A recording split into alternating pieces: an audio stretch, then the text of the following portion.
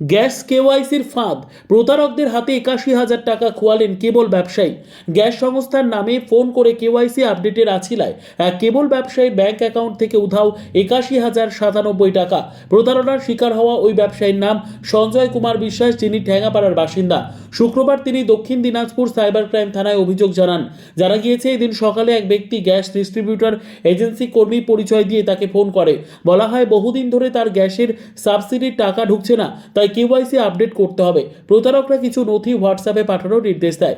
সঞ্জয়বাবু নির্দিষ্ট নথিগুলি পাঠানোর কিছুক্ষণের মধ্যেই তার দুটি ব্যাংক অ্যাকাউন্ট থেকে ৮১,০০০ টাকা তুলে নেয় প্রতারকরা। চিকিৎসার জন্য জমানো টাকা খোয়া যাওয়ায় তিনি অসহায় হয়ে পড়েছেন। ইতিমধ্যেই পুলিশ তদন্ত শুরু করেছে।